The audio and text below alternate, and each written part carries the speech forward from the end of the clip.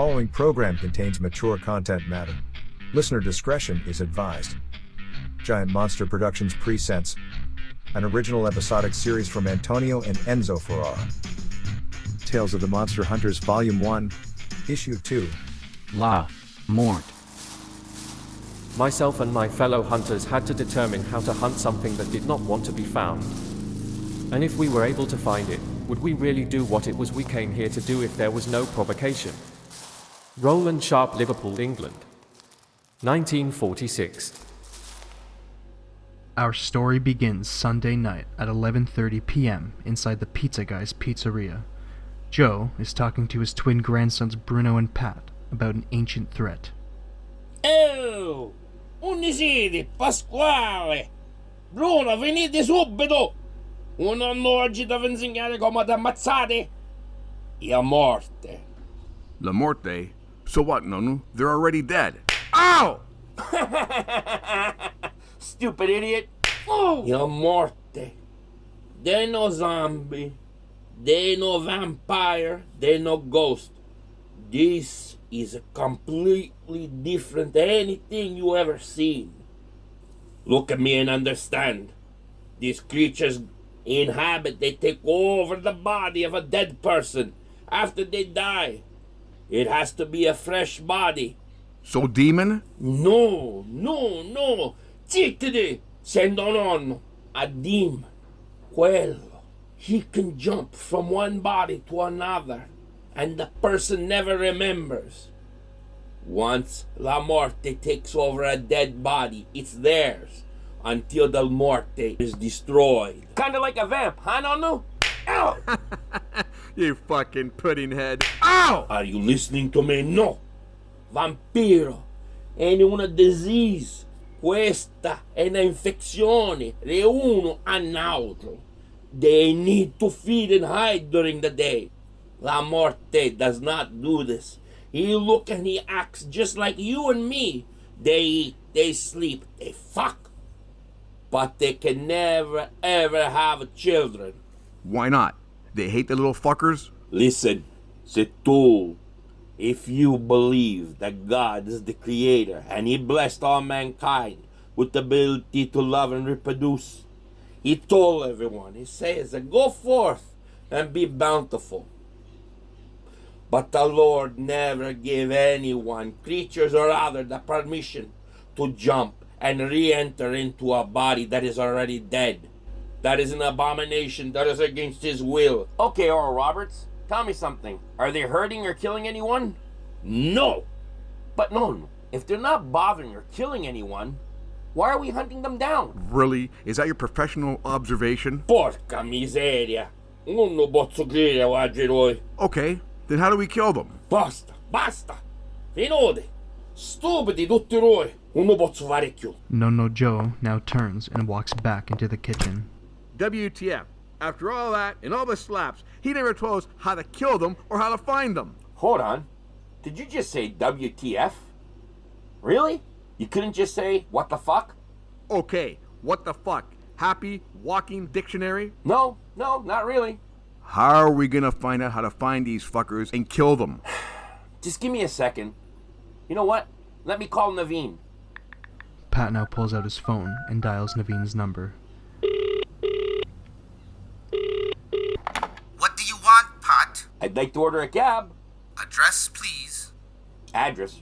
Really? Address, please. Oh, for crying out loud. 6969 Bumpkin Palace. You know, the joint that you were in last night, filling your face with pizza? All right.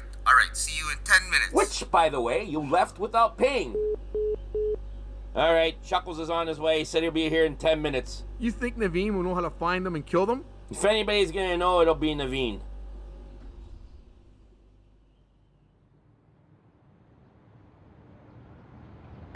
Hey, Bruno. You know what? Aren't you a little bit curious about Mr. Melodramatics back there today?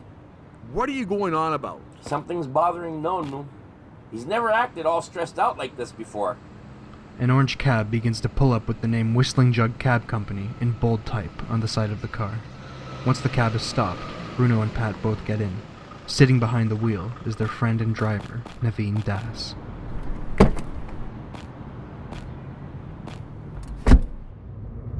Evening, Pudding Cup. What do you know about La Morte? Oh, hello, Naveen. How are you, Naveen? Thank you for coming right away, Naveen. Whoa!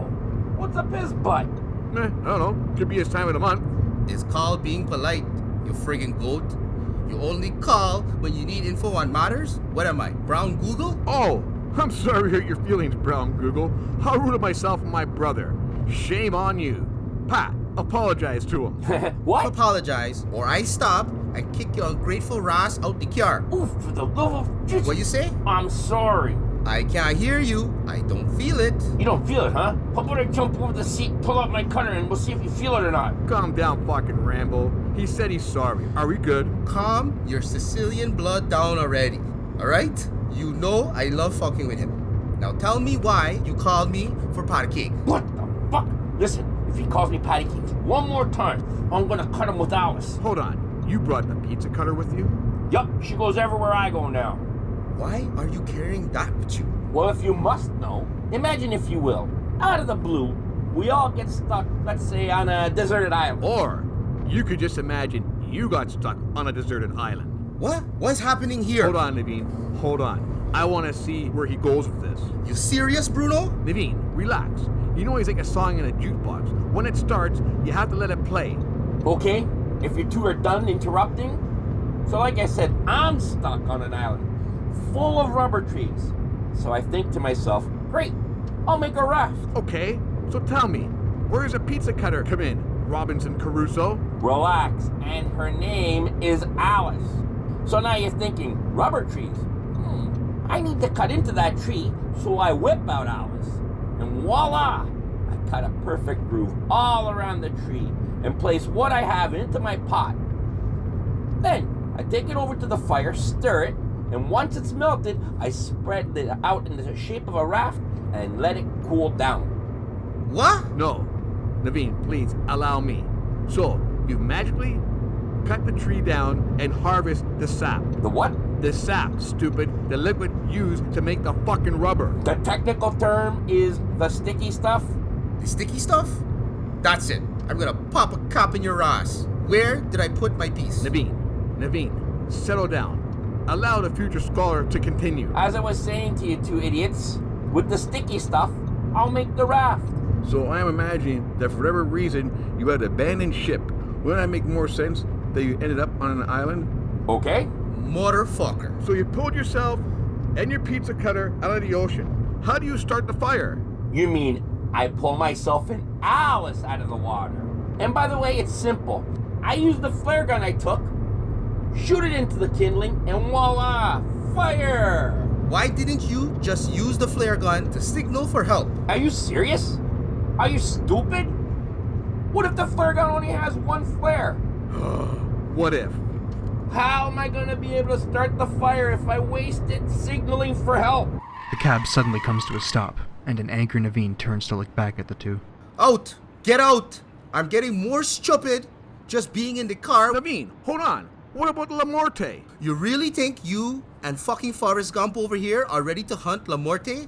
I can't even find the fuckers. Now, take your fucking defective twin brother and get your Sicilian Ross out of my damn car. Bruno opens the door and gets out, first followed by Pat. Go on, before I duct tape you two maniacs to the box seat. Then drive this cab off a bridge and do the world a favor. Great. Are you happy now, you fucking nutcase? We're no further along about finding these La Mortes. I don't have my wallet on me, and I'm sure your dumb ass is broke, which means we gotta walk home from here. Thank you for pissing off our ride. Settle down, Princess Bride. We ain't walking anywhere. What are you talking about? How are we going to get home? I got an idea. I swear, if this involves a fucking pizza cutter and a deserted island, I will call Naveen, then I come back here, I'll hold you, and I'll let him shoot you. Calm down there, Negative Nancy. I got this. Pat dials Reggie's number, while back at the pizzeria, Reggie has just finished mopping the front of house, when his phone rings.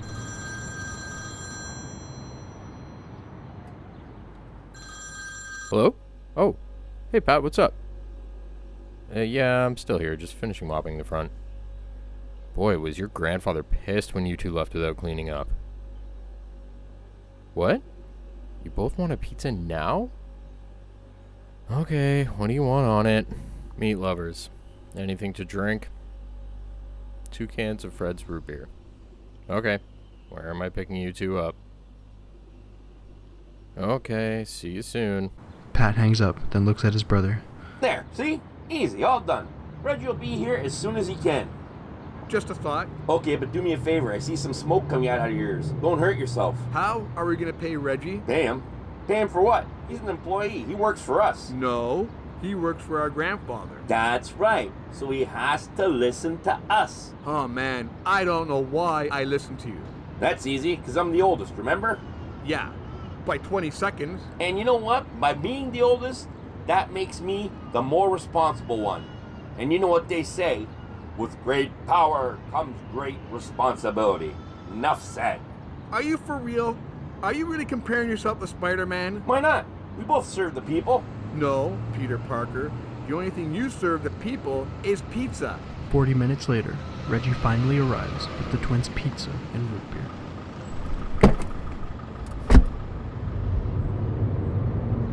I brought what you ordered, Pat. Nectar of the gods. Are you sure you and that pizza don't want to get a room? I would, but me got's no money for a room right now. Well, this night's been a bust.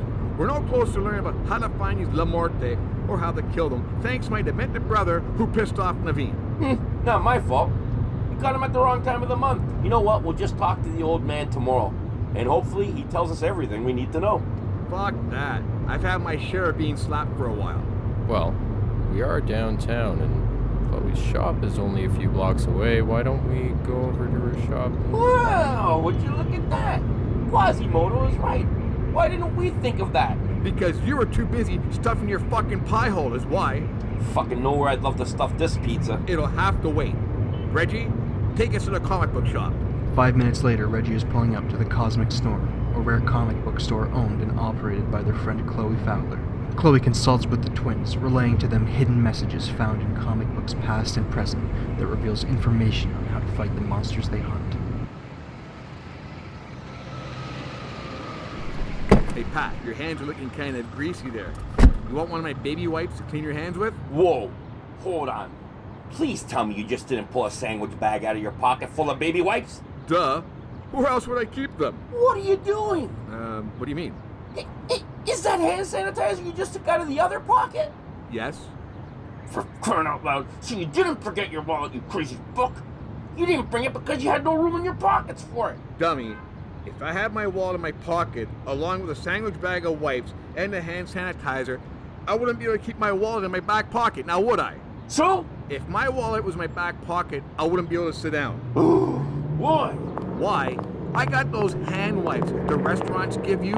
I keep them in my wallet for emergencies. If I sat down and the wallet's in my back pocket, I could sit maybe the wrong way and those wipes split inside my wallet, then they leak all inside there and they would corrupt my bank card and my credit card and everything, and then it'll be so greasy and mucked up from the liquid from the fucking hand wipes, then I couldn't touch the credit cards and the debit cards because they may corrupt my hands from all the liquid or stuff that came off of them. Then I gotta throw my wallet out. Then I'll have no more credit cards, no wallet. Then what would I do? Guys, we're here. Don't tell me, Reggie. Tell Mr. OCD over here. It's dark inside. Why, thank you, Captain Obvious. It is late. She's probably gone home. What do you mean, go home? She lives in the back of the fucking store. Bruno steps towards the door and begins to pound on it. Binga! You should knock louder, just in case you didn't wake the dead. Who is it? Chloe! Chloe! Chloe! It's Bruno, Pat, and Reggie. Open up the door. Let us in. Chloe! I was wrong. If he yells any louder, he will wake the dead. Approaching the door slowly is the store's owner, Chloe. Standing just over 6 feet, she has short red hair and green eyes with a freckled face. On this night, she is wearing a red flash t-shirt with red pajama shorts. With groggy eyes, she looks through the glass, then groans before she unlocks the door. The three walk in, and Bruno immediately stops to look at her as she locks the door. You weren't expecting to see me tonight, were you? If I had sensed evil was at the door, I never would have let you in. You know our kids would be tall and beautiful, don't you, Pat? Do you guys even know what time it is? It's after midnight. Why? So you can tell time then. Chloe, We need your help. I kind of gathered that from the late visit. I know what you're thinking, my fire goddess. Why couldn't Bruno have come by himself? I would not have opened the door if you came alone. Just ignore him. Nobody's had a chance to neuter him yet. What can you tell us about La Morte? Really, I'm surprised your grandfather hasn't told you about them.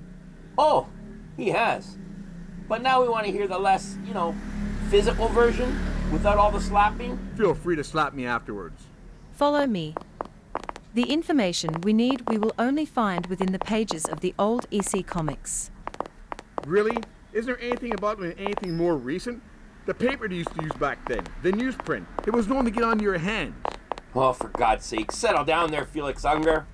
I'm pretty sure Chloe's not going to let you get your precious hands on any of those old valuable comics. Bruno, the EC comics were like a handbook to hunters. Each issue contained hidden messages about the things that go bump in the night.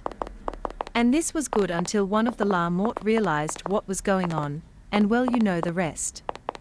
Suddenly, there was a big investigation into horror comics, mainly EC. By the time the witch hunt was over, EC no longer could produce horror comics, and was soon out of business due in part to the newly enforced Comics Code Authority.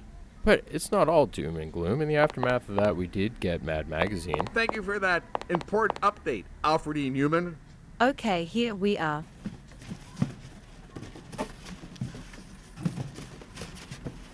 And here we are, the Haunt of Fear issue 4. Isn't she sexy when she's reading? What is written here says that the La Morte are souls that were destined for purgatory, but refused to leave the natural plane of reality. These souls then search for the body of a recently deceased corpse to occupy. Catch as if the body has been dead for more than 24 hours, La Morte will not be able to occupy it and keep searching until it finds a fresh corpse. So these fucking La Morte are all around us and no one's the wiser. Exactly. Hold on. Wouldn't the corpse that they occupy begin to smell? Because, they're dead? No. Once the soul occupies the body, it is living and breathing again. The body is then functioning normally like it was never dead. Oh, the soul is like its battery. Thank you for the astute observation, Mr. GM Goodwrench. Hold on a second. If they occupy someone's body, wouldn't they be recognized by a family member or a friend? When they take over the body, the facial features of the body they have occupied is altered just enough so no one will be able to recognize them. How do we track them? Unfortunately, I've never been able to find any information about that. Great. And we're back to where we began, and that's nowhere. Chloe, you gotta give us something. You at least know how we can kill them or anything? Holy water. Holy water? Yes, Why holy water? holy water purifies the soul of the body. But because the soul occupying the body is not the body's original soul, holy water will poison and kill the La Morte. Please don't tell me we have to get them to drink it. I ain't putting my hand near their mouth. No, nothing so morbid. All you need to do is splash it on them. Whoa, that's it? We don't need to stab them with anything sharp, that's been touched or doused in holy water? No, Oh, I get it. So, what happens after the holy water touches them? What, do they blow up or something? Because I gotta tell you, I'm kind of sick and tired of all these fucking monsters, that always seem to blow up for whatever reason. no explosion. The soul is destroyed, and the body just collapses to the surface. Oh, thank goodness. I'm tired of always being the one to have to clean up stuff that blows up. And that's it? That's it. Seems so dramatic. Just like the ending to the Titanic. This has all been fascinating. It really has. But how do we find them? And I guess none of these old ECs give us any clues, eh? Sorry, no. Well then, you'll just have to dig deeper. Don't you have any horror comics that predate EC that may have some hidden messages in them as well? I have a few boxes. Perfect. With myself helping you, we should be able to dig something up. And in the meantime, have some fun in between. Wait. Do you think I'm gonna look right now through all those boxes alone with you? Don't get too hot, Chloe. You're gonna melt Reggie's glasses. Pat, Calm down, overactive hormones. Bruno, you're not staying here and helping Chloe. Then who's gonna help her? Isn't it obvious? Reggie. Reggie, Me? Yes, you. You got anything else to do?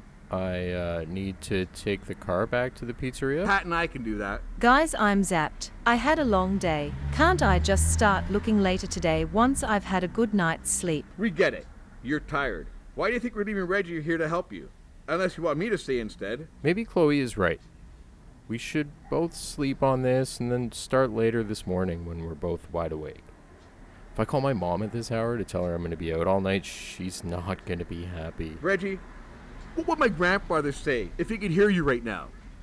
Probably something like, why isn't my fucking car back at the pizzeria? Reggie, don't you want us stopping La Morte?